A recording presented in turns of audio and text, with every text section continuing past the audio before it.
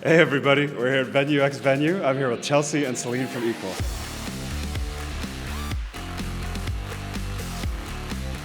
How's your day going? Pretty good so far. Had a long drive here, but sang already, and now we're just relaxing for the rest of it. It's great. Nice, nice. Yeah, just excited to see all the other beautiful, amazing people play. Wow. Where'd you guys drive in from? Oshawa. So it was kind of, fortunately, it wasn't 3.5 hours. So it was only like, 2.5. it was supposed to be 2.5. It kind of went closer to 3, but like, I'm fine with that. I'd say it's well worth it to be at this festival here. Such an amazing thing they got going on. What do you guys think about the festival, and how did you guys first get involved with this? Well, I knew of it first via Indie Week when they had all their festivals going on in Toronto and stuff, and I went to Seneca for independent music production. So they were very closely tied, went to a lot of the showcases and a lot of the meetings and stuff, and I have always just been connected that way. And just through, like, when they were doing all the DIT online stuff, and we were asked to submit last year, and we got in, and then we submitted again this year, and we got in again. So it's great. Great to be back. Nice, nice. And you guys just finished playing a set. How'd the set go? It was good. It was very good. I feel like it was a solid set. Sometimes we have our on days, sometimes our off days. Don't we all? Yeah, and we're sisters, so it really depends on how okay we are with each other that day. That's true. We're good with each other today. Okay. So we sound, I was going to say awesome, but that sounds full of ourselves. So pretty good. You got to be a little full of yourself sometimes as an artist, you know? Yeah. You got to sell yourself, you know? 100%. Yeah. Yeah, and being siblings in a band together, you know, I know that can have its ups, but I also know it can have its downs. Can you talk a little bit about that dynamic and how you guys, if you are having an issue or an obstacle to overcome, how do you overcome it?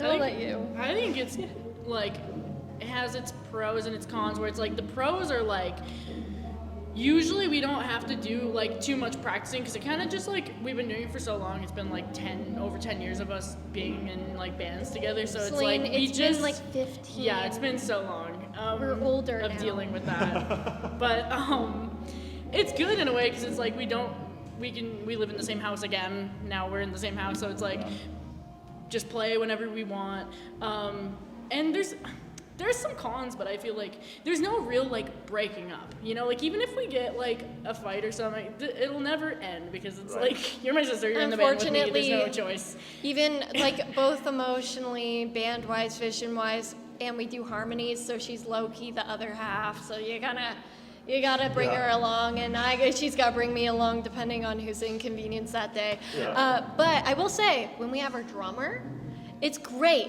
because then when we do practice, like, we can't get mad at each other, because we got We have him to in the act room. nice. Yeah, Don't so want the family drama. we'll look at each other and we'll be like, Yeah. yeah, but like, Yeah. and I think that's a way better way of practicing. But like, honestly, we've also grown up, so we don't get that. We're not like when we were like It's fun to 8 wrestle and it out. 10. Wrestle it out sometimes, though. Yeah, sometimes for the drama, for the drama. There you go. Probably add some dynamics to the music, Oh, right? and then Yeah. we're gonna do the Fleetwood Mac but sibling style. We're writing like songs about the other person, Yeah. trashing them. Yeah. This one's for you, and I'm making you do the harmony. Yeah. Yeah, no, you guys kind of are stuck though. It's going to be hard to find somebody with more similar harmonies that'll match with yours than your own sibling, right? So you guys got to work it out. You can't, yeah. There's Yeah. no leaving one or the other behind. Yeah. We're just stuck. Yeah. I feel like you could do a little solo thing. Like, but don't. I don't know. Maybe because you said it, now I will. Oh, please. It's in the don't. universe. That's the end of it. The end of it. This is the final Equal interview, just so you guys are all aware. We're minus now. Just one line. One line.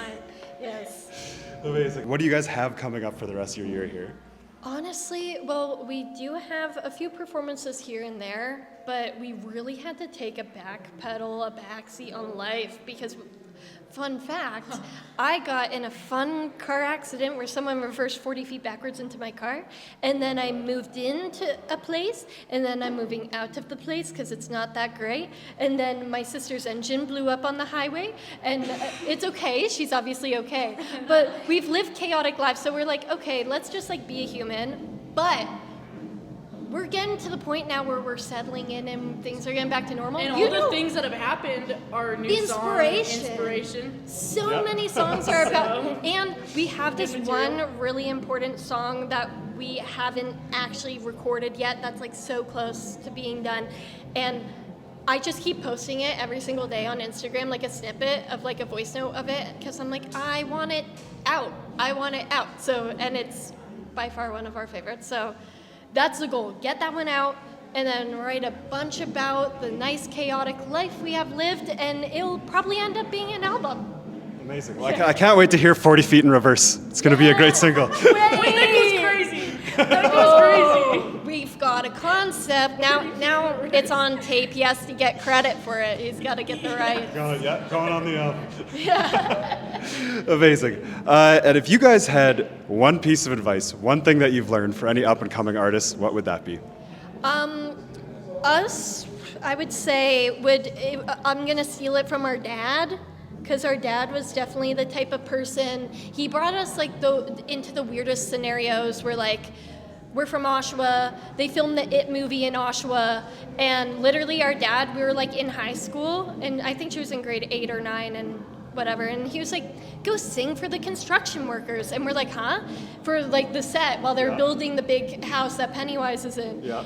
And then they would invite us every lunch, and then we met the set designer, and we met the director, and then now we're friends with Andy Muschietti, the director that we love very much, and all this stuff happened, and I would always be like, Dad, why are we doing that? He's like, well, like, you can walk. Like, go open a door.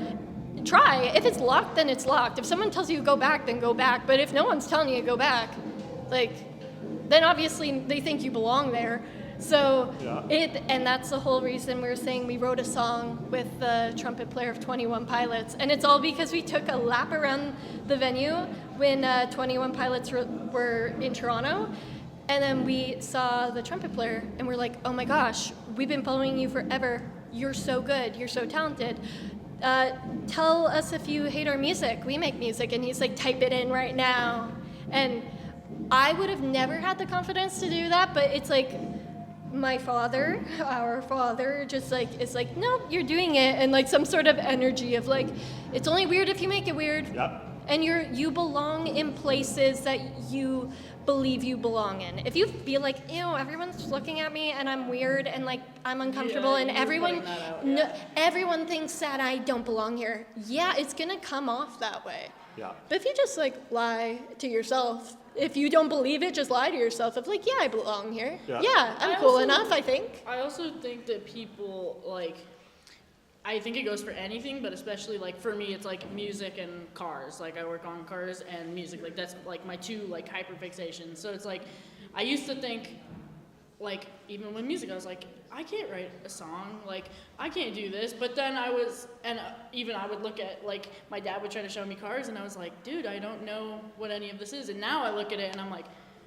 tearing engines out. She was hoisting an engine out of her car the other week. But like that's just like a 3 or 4 year difference, and it's like it's crazy because it's like I just kind of decided that I was like I can do that. Like 23. Somebody else decided that they could do that. So I think it goes the same for like music. It's like if you are like I want to write music but I don't think I'm good enough, or like I want to do this, I want to perform but I'm not good enough. It's like literally anybody could do it because like we're doing it and she's not great. So yeah, exactly.